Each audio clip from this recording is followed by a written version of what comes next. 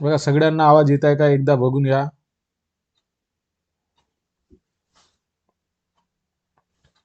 सगळ्यांनी आवाज वगैरे व्यवस्थित येत आहे का बघून घ्यावे।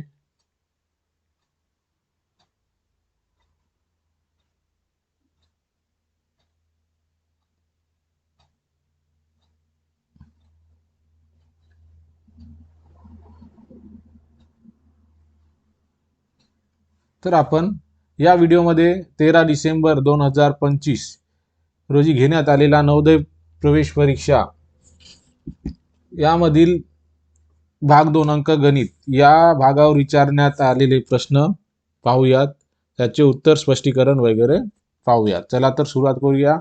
प्रश्न क्रमांक 41 0.2 आणि 0.03 चा गुणाकार विचारला आहे। अर्थात आपल्याला 0.2 गुणिला 0.03 यांचा गुणाकार विचारलेला आहे, याचे उत्तर विचारले। तुम्हाला सांगितल्याप्रमाणे दशांश चिन्ह आपण काढून टाकले असे 2 गुणिला 3 जे की उत्तर 6 होणार, परंतु आपल्याला उत्तर हे दशांशात असायला हवे।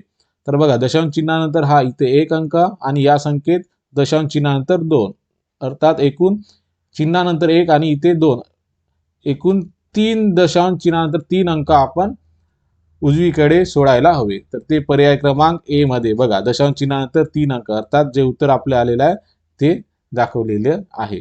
त्यानंतर प्रश्न क्रमांक 42 बघा अतिशय सोपा असा प्रश्न आहे। 1 आणि 11 यांच्यामध्ये बघा यांच्यामध्ये किती मूळ संख्या आहे। जसं आपल्याला माहित आहे 1 ते 10 पर्यंत 4 मूळ संख्या आहेत, त्याचप्रमाणे 1 आणि 11 यांच्यामध्ये विचारला आहे। अर्थात आपण 1 ला आणि 11 या संख्येला गृहीत धरणार नाहीत, कारण यांच्या मधील मूळ संख्या विचारल्या त्या आहेत 2, 3, 5, 7 या प्रकारे। कारण पुढील मूळ संख्या ही 11 आहे आणि त्याला आपल्याला पकडायचे नाही, कारण यांच्या दरम्यान मध्ये विचारला आहे। तर त्या या प्रश्नाचे योग्य उत्तर आहे पर्याय क्रमांक बी। त्यानंतर प्रश्न क्रमांक 41 20 आणि 30 चा सर्वात मोठा समान अवयव, समान ज्याला आपण कॉमन फॅक्टर देखील म्हणतो, आपल्याला समान अवयव 20 व 30 या संख्येचा आणि सर्वात मोठा सोबतच तो समान असलेला अवयव, अर्थात याला सामायिक अवयव देखील किंवा साधारण देखील हा शब्द आपण वापरू शकतो। तर इथे समान अवयव विचारला अर्थात कॉमन फॅक्टर। तर आणि मोठा म्हटला तर सगळ्यात अगोदर मोठी संख्या बघा 25, तर पर्यायातील मोठी संख्या 25 आहे, परंतु 25 ला 20 ने भाग जात नाही आणि 25 ला 30 ने देखील जात नाही, आणि आपल्याला मोठा त्यात तो समान भाग जाणारा अवयव पाहिजे। तर बघा त्यानंतरची संख्या आहे 10, 10 ला 20 ने देखील भाग जातो आणि 30 ने देखील, म्हणून 20 आणि 30 चा सगळ्यात मोठा समान असणारा अवयव आहे तो म्हणजे पर्याय क्रमांक सी 10। त्यानंतर प्रश्न क्रमांक 44 दशांश अपूर्णांक या घटकावर आधारित अतिशय सोपा असा प्रश्न आहे। बघा 6.082 बेरजेला 60.82 बेरजेला 608.2 वजा बाकी 0.6082 हे सोडवल्यास प्राप्त होईल। थोडक्यात पदावलीचा हा प्रश्न म्हणता येईल, परंतु इथे सगळ्यात अगोदर आपण या तीन दशांश संख्येची बेरीज करूया। दशांश संख्येची बेरीज करताना पहिली संख्या आहे त्याच क्रमाने लिहून घ्यायची।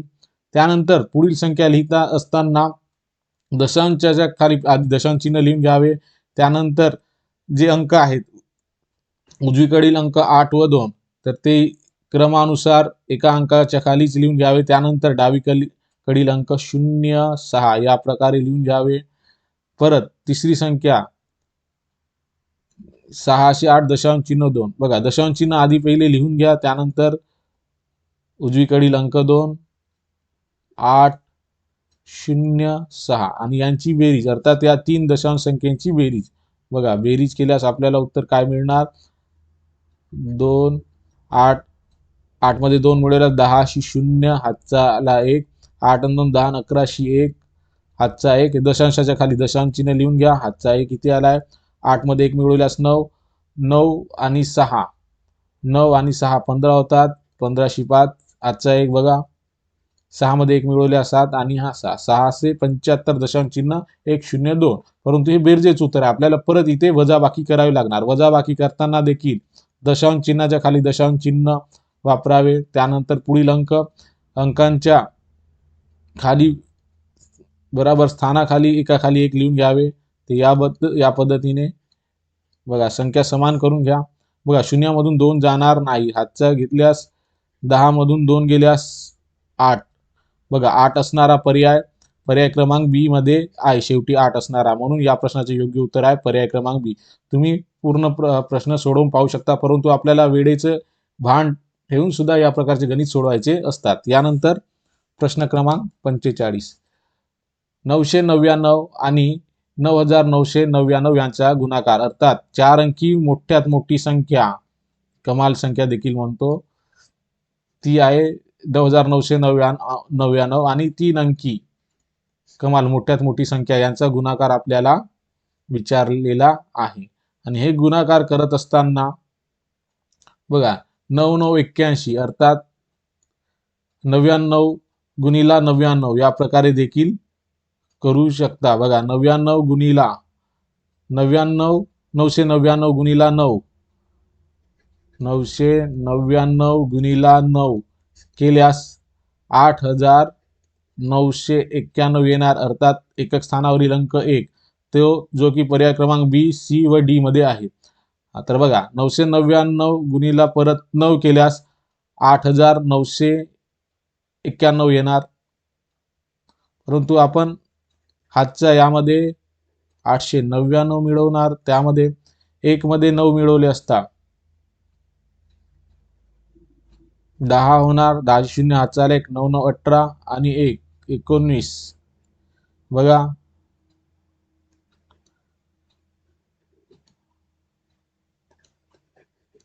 बघा शून्य लिहिणार तर शून्य देखील दशांश स्थानावरील अर्थ हा देखील येणार नाही आणि हे देखील पर्याय येणार नाही.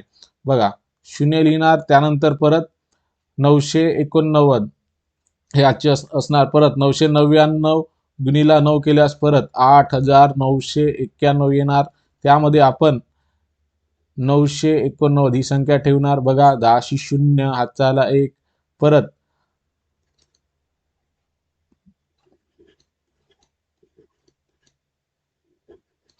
बघा परत शून्य ठेवणार.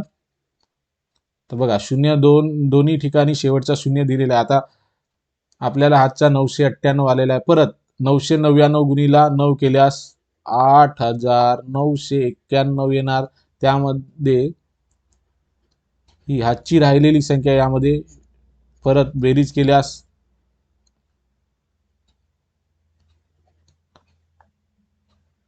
बघा ते जो की पर्याय क्रमांक सी मध्ये या प्रश्नाचे योग्य उत्तर दिसेल. या प्रश्नासाठी काही शॉर्ट ट्रिक देखील आहेत, परंतु आपल्याला वेळेअभावी परीक्षेमध्ये सगळ्या शॉर्ट ट्रिक आठवणार याची देखील काही शाश्वती नसते, म्हणून या प्रकारचे प्रश्न तुम्ही याच पद्धतीने सोडवू शकता. त्यानंतर प्रश्न क्रमांक 46 अतिशय सोपा असा प्रश्न आहे. 64च्या सर्व अवयवांची, अर्थात अवयव म्हणजेच काय, फॅक्टर, 64च्या सर्व म्हटलंय, सर्व अवयवांची बेरीज विचारली आहे. आणि 64 प्रत्येक संख्येला एक सोडून प्रत्येक संख्येला 2 अवयव असतात. तर बघा 64 ला 1 आणि 64 हा अवयव आहे. पुढील समसंख्या आहे म्हणून तिचा अवयव 2 आणि 32 हा देखील होणार. त्यानंतर 3च्या कसोटीचा इथे वापर होणार नाही. 4च्या कसोटीनुसार 64 ला भागल्यास 16, 4 आणि 16 हे देखील 64 चे भाग पडणार. 5ची कसोटी लागू पडणार नाही. परत 6 ने देखील भाग जाणार नाही, कारण 3 ने भाग गेला नाही, अर्थात 3 व 2 ची कसोटी लागायला हवी. अर्थात 6च्या संख्येत देखील 64 येत नाही. त्यानंतर 7ची कसोटी लावून बघा, त्यानंतर 8ची कसोटी बघा, 8 8 64. परंतु 2 वेळा 8 आल्यास आपण त्याला तो अवयव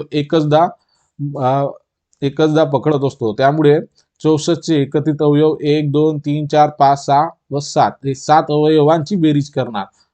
अर्थात आपण 64 32 16 8 4 2 व 1 या प्रकारे एकत्रित 7 संख्यांची 7 अवयवांची बेरीज करणार. बघा बेरीज करूया.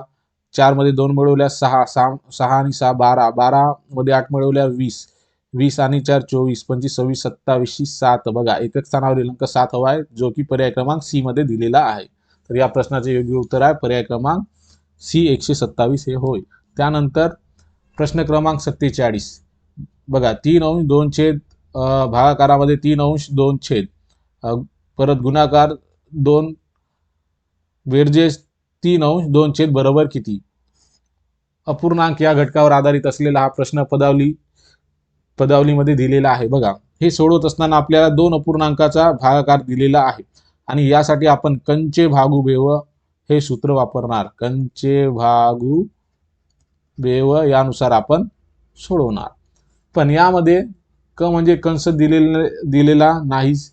परत त्यामध्ये चाचीचे बघा चाचीचे देखील दिलेले नाहीत.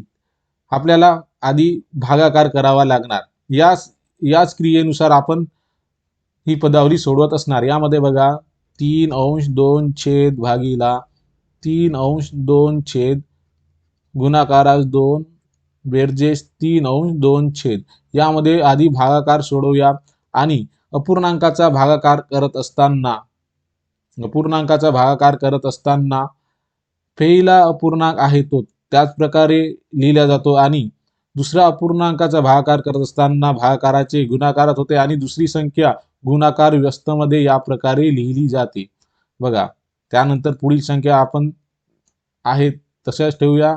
बघा आता गुणाकार केल्यास 2 2 या प्रकारे कट होणार. त्यानंतर 3 3 देखील कट होणार. अर्थात या संपूर्ण 3 अंश 2 छेद भागीला 3 अंश 2 छेद आणि सारख्याच संख्येचा भागाकार आहे. अर्थात याचे उत्तर 1 येणार. याला अपूर्णांकामध्ये आपण या प्रकारे देखील लिहू शकतो. त्याचप्रमाणे 2 ला देखील अपूर्णांकात या पद्धतीने आपण लिहू शकतो.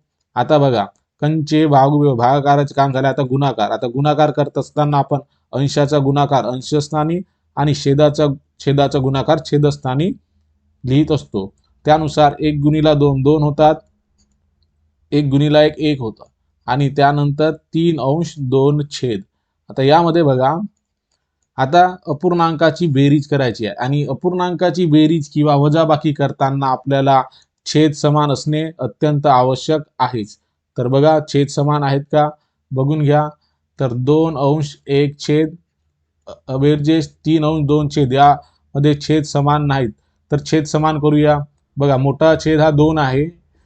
तर आपल्याला या 2 अंश 1 या अपूर्णांकास देखील छेद समान करताना 2 ने गुणावं लागणार. त्यासाठी अंशाला देखील 2 ने गुणणार. आता बघा छेद समान राहणार 2 आणि बेरीज आणि वजाबाकी करताना छेद समान केल्यानंतर फक्त अंशाचीच वजाबाकी किंवा बेरीज होत असते. आता इथे बेरीज आहे तर आपण अंशाचीच बेरीज करूया. 2 गुणिला 2 केल्यास 4 आणि त्यामध्ये दुसऱ्या अपूर्णांकाचा अंश 3 मिळवल्यास उत्तर येणार. 4 मध्ये 3 मिळवल्यास 7 अंश 2 छेद जे की उत्तर पर्याय क्रमांक सी मध्ये दिलेले आहे. त्यानंतर प्रश्न क्रमांक 48. बघा या प्रकारच्या प्रश्नाला विद्यार्थी गोंधळतात. बघा अतिशय सोपा असा प्रश्न होता हा. 100 सेंटीमीटरचा वर्ग किंवा याला 100 चौसेमी म्हणू शकतो. तर बघा 100 सेंटीमीटरचा वर्ग किंवा 100 चौसेमी याला चौरस मीटर मध्ये किंवा मीटर वर्ग मीटर मध्ये परावर्तित केल्यावर अर्थात परावर्तित म्हणजे रूपांतरित केल्यावर मिळेल. तर बघा आपल्याला 100 सेंटीमीटरचा वर्ग. तुम्हाला या प्रकारचा प्रश्न आयताची परिमिती व क्षेत्रफळ यामध्ये हा निश्चितच आढळतो. त्यामध्ये क्षेत्रफळ लांबी गुणिला रुंदी किंवा बाजू गुणिला बाजू केल्यास जे क्षेत्रफळ असते चौरसाचे त्याचं उत्तर या एककात येत असते. तर बघा याला आपण या प्रकारे देखील लिहू शकतो. 10 सेंटीमीटर गुणिला 10 सेंटीमीटर 10 सेमी गुणिला 10 सेमी म्हणूनच त्याचं उत्तर हे आलेलं आहे. बरोबर. आता बघा सगळ्यात अगोदर आपण काय करायचे 10 सेंटीमीटर म्हणजे किती मीटर. आता बघा तुम्हाला माहिती आहे सेंटीमीटरचे मीटर मध्ये रूपांतर करताना संख्येला 100 ने भाग द्यावयाचा असतो. तर 10 10 भागीला 100 केल्यास याचे उत्तर येणार 0.10 मीटर.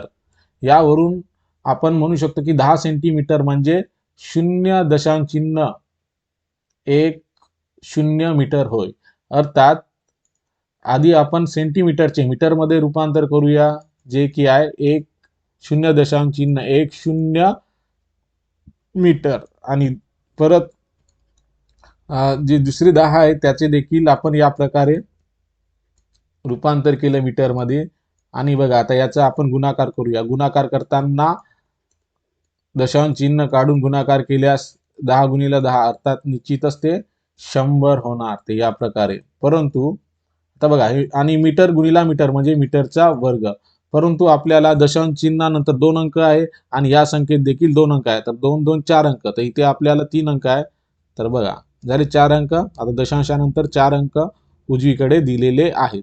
आता पर्यायात ही संख्या असायला हवी किंवा 0.01 ही देखील असेल तरी चालेल, किंवा 0.010 मीटर असेल तरी चालेल. बघा तर पर्यायात आपल्याला 0.01 मीटरचा वर्ग ही संख्या दिलेली आहे, जे की आहे पर्याय क्रमांक बी मध्ये. त्यानंतर प्रश्न क्रमांक 49 अतिशय सोपा असा प्रश्न आहे.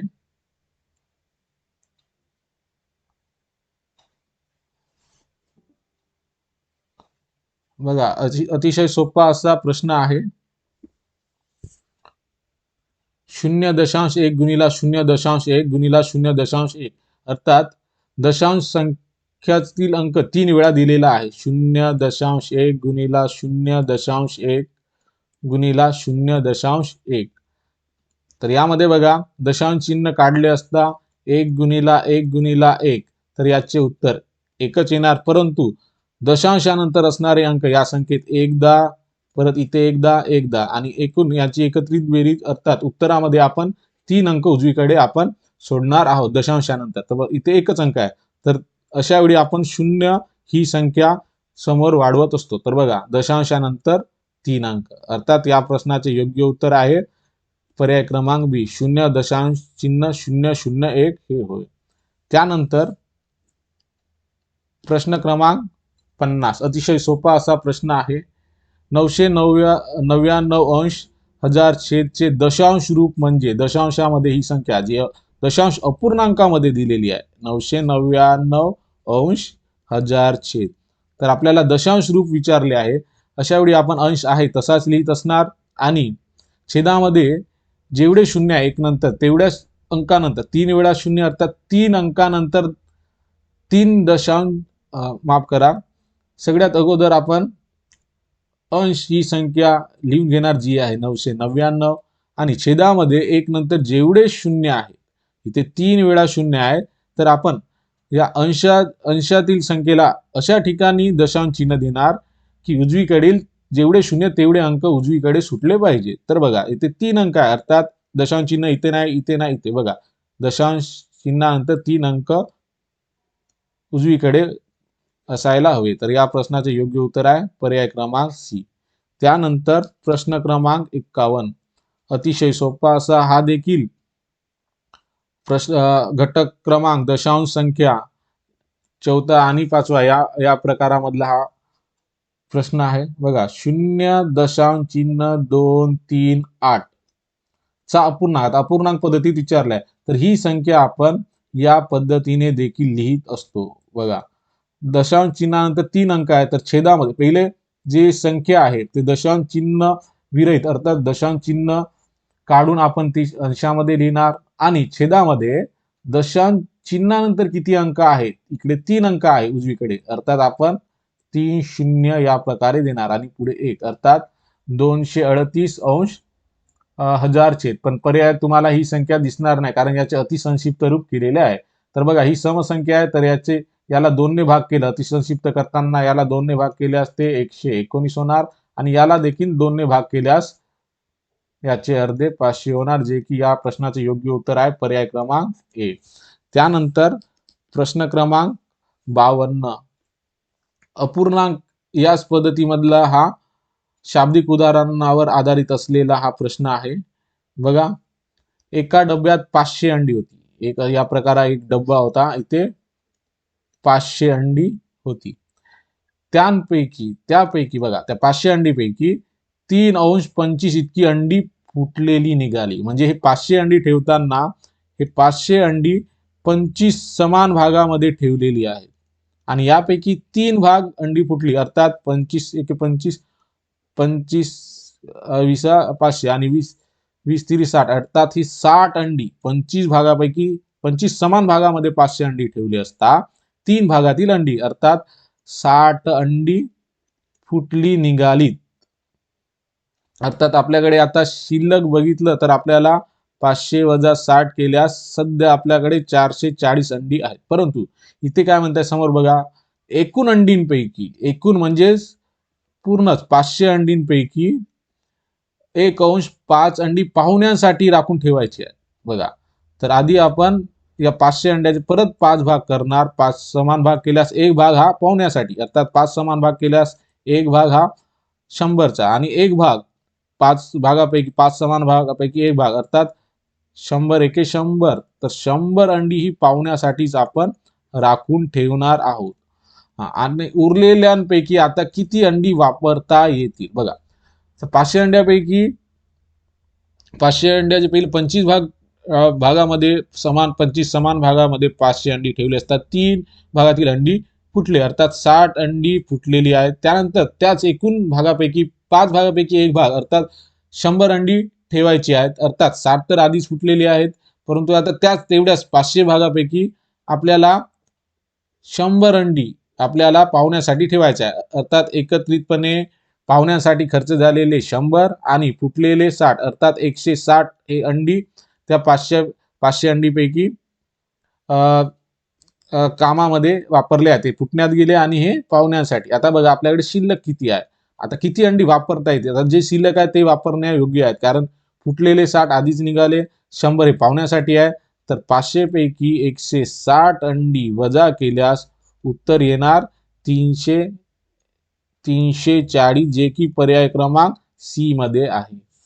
त्यानंतर प्रश्न क्रमांक 53, एका पंचकोनाची परिमिती, पंचकोनाची परिमिती अर्थात पेरिमीटर 80 सेंटीमीटर असून त्याच्या 4 बाजूंच्या लांबींची बेरीज 63 सेंटीमीटर आहे। त्याच्या 5व्या बाजूची लांबी असेल। आता पंचकोन म्हटलाय, तर पंचकोन म्हटलं तर या प्रकारचा पंचकोन असतो, ज्याला पंचकोनाला 5 बाजू असतात। तर या आणि परिमिती म्हणजे सर्व बाजूंची बेरीज। बघा, ए बी सी डी आणि ई या 5 बाजू आहे असे गृहीत करू, ए बी सी डी या 5 बाजू। तर आपल्याला या पंचकोनाची परिमिती अर्थात यांची बेरीज दिलेली आहे, अर्थात परिमिती दिलेली आहे, जे की 80 सेंटीमीटर मध्येच आहे असून त्यांच्या 4, परंतु यांच्या 5 बाजूची बेरीज अर्थात परिमिती दिली, परंतु 4 बाजूंच्या लांबीची बेरीज ही 63 आहे, अर्थात या 5 पैकी 4 बाजूंची बेरीज 63 आहे। तर आपल्याला 5व्या बाजूची लांबी विचारली, अर्थात आपण वजाबाकी करणार, तर 80 वजा 63 केल्यास आपल्याला 17 सेंटीमीटर हे उत्तर 5व्या बाजूचे हे उत्तर असेल, जे की पर्याय क्रमांक डी मध्ये दिलेले आहे।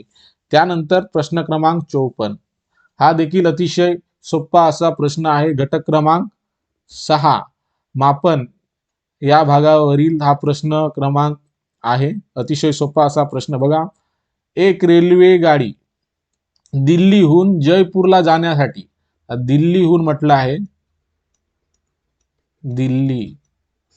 दिल्ली ते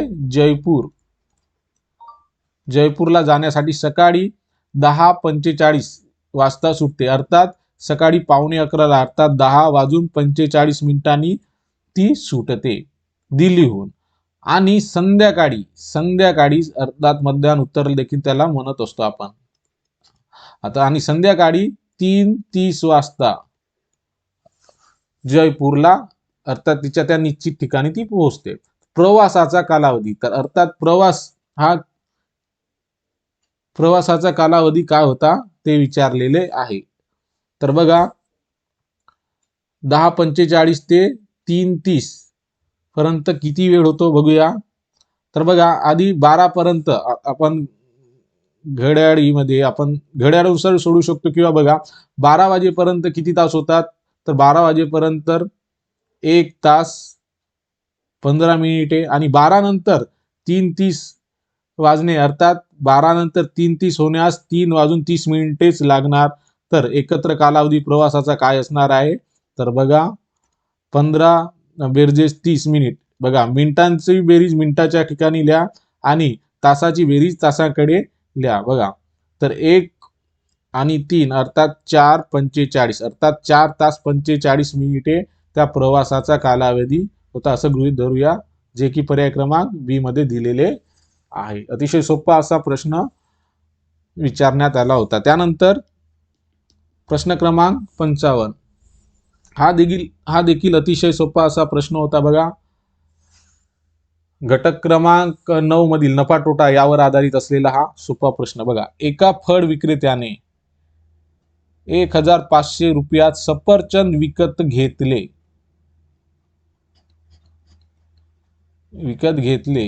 बघा 1 मिनिट हा प्रश्न एकदा नीट समजून घेऊया.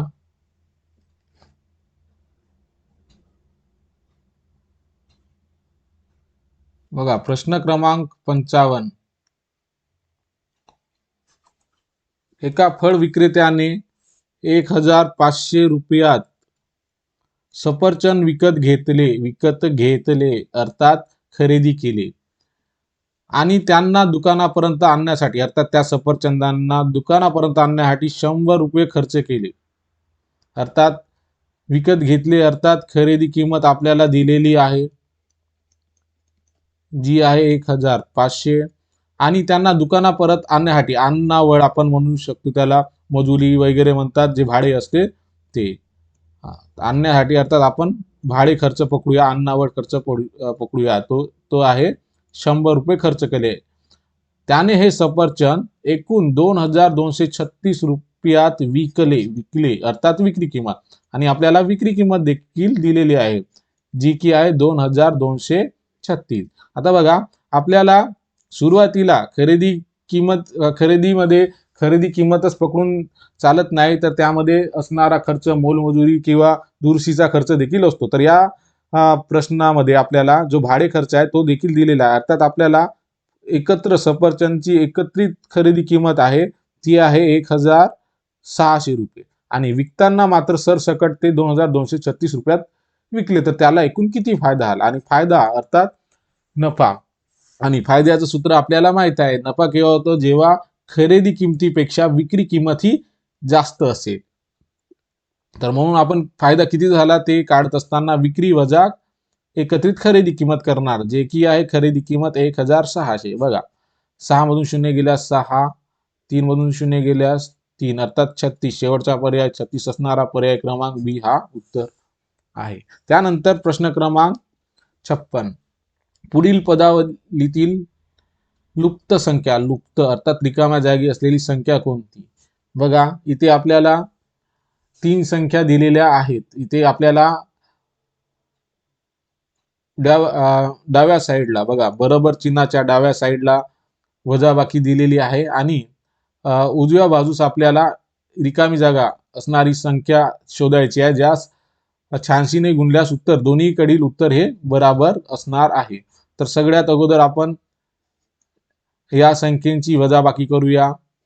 58,394 वजा 86. बघा या संख्येची वजाबाकी करून घ्यावे.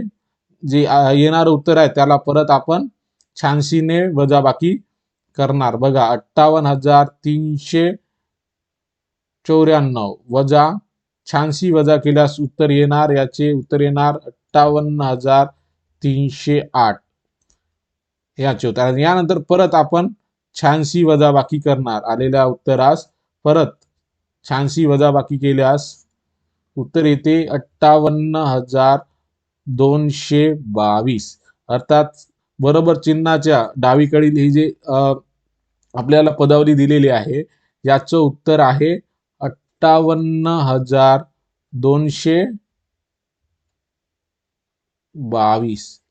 तर बरोबर 86 या संख्येस कितीने गुणल्यास हे उत्तर येईल? तर बघा 86 या संख्येस कितीने ते आपल्याला माहित नाही, तर आपण त्याला ए ही संख्या पकडू. आता बघा 86 ही संख्या उजवीकडील गुणाकारातील संख्या डावीकडे गेल्यास डावी बाजू बरोबर उजवी बाजू या संकल्पनेनुसार आपण गुणाकारातील संख्या आपली बाजू बदलत असल्यास गुणाकारातील संख्या ही भागाकारामध्ये जाणार. अर्थात आपल्याला ही लुप्त संख्या जिला आपण ए मानला आहे ती संख्या आपल्याला मिळेल. तर बघा 58,222 भागीला 86 केले असता आपल्याला ही संख्या जे की लुप्त ही संख्या आहे तर या ठिकाणी येणारी संख्या आहे 677. तर बघा या प्रश्नाचे योग्य उत्तर आहे पर्याय क्रमांक ए. त्यानंतर प्रश्न क्रमांक 57 अतिशय सोपा असा प्रश्न आहे. हा देखील घटक क्रमांक 9 नफा आणि तोटा यावर आधारित विचारलेला हा प्रश्न आहे. बघा प्रश्न क्रमांक 57 एका दुकानदाराने 200 रुपयाचे एक घड्याळ विकत घेतले. परत विकत घेतले अर्थात काय खरेदी किंमत आपल्याला दिलेली आहे. तर एका घड्याळाची खरेदी किंमत आहे ती आहे रुपये 200 आणि त्याने 40 रुपयाचा नफा घेऊन विकलं. अर्थात विक्री किंमत विकताना मात्र त्यांनी त्याच्या नफ्याचा विचार केला जो की त्याला 40 रुपये नफा मिळायला हवा. अर्थात विक्री किंमत काय होणार खरेदी किंमत मध्ये आपण जेवढ्या रुपयाचा नफा आहे तो आपण मिळवून समोरच्याला विकत असतो. तर त्यामध्ये बघा खरेदी किंमत ही आपल्याला 200 आहे आणि आपल्याला नफा हा 40 रुपयाचा हवा. अर्थात आपण 240 रुपयाला ती विकणार तेव्हाच आपल्याला खरेदी किमतीवर आपल्याला 40 रुपयाचा नफा होणार. अर्थात घड्याळाची विक्री किंमत काय असणार आहे ती असणार आहे 240 जी की पर्याय क्रमांक सी मध्ये दिली आहे. म्हणून या प्रश्नाचे योग्य उत्तर आहे पर्याय क्रमांक सी रुपये 240. त्यानंतर बघा एका आयताच्या सर्व अंतरकोनीय बेरीज असते. अर्थात जे आयताचे अंतरकोन आहेत बघा या प्रकारे आयत असतो आणि आयताला 4 कोन असतात या प्रकारे. बघा हे चारही कोन कोणत्या प्रकारचे आहेत तर हे चारही कोन आपल्याला काटकोन या पद्धतीत दिलेले आहेत आणि अंतरकोन म्हणतायत. सर्व अर्थात हे 4 काटकोन आहेत. तर 4 गुणिला 90 अंश 90 अंशाचा एक कोन या प्रकारे 4 अंश आहे. अर्थात 360 अंश ही आयताच्या सर्व कोनांची बेरीज असते. तर या प्रश्नाचे योग्य उत्तर आहे पर्याय क्रमांक ए 360. त्यानंतर प्रश्न क्रमांक 59 बघा अंकगणित यातील घटक क्रमांक 12 स्तंभालेख आलेख यावर आधारित हा अतिशय सोपा असा प्रश्न परीक्षेत विचारण्यात आला होता. बघा 115 कुटुंबाच्या पाहणीतून प्रत्येक कुटुंबात किती मुले आहेत याची आकडेवारी मिळवून ती खालील आकृतीत जी स्तंभालेख आहे जे बार ग्राफ म्हणतो तिला दाखवण्यात आली आहे. बघा आकृतीच्या आधारे शोधा की किती कुटुंबात अजिबात मुले नाहीत.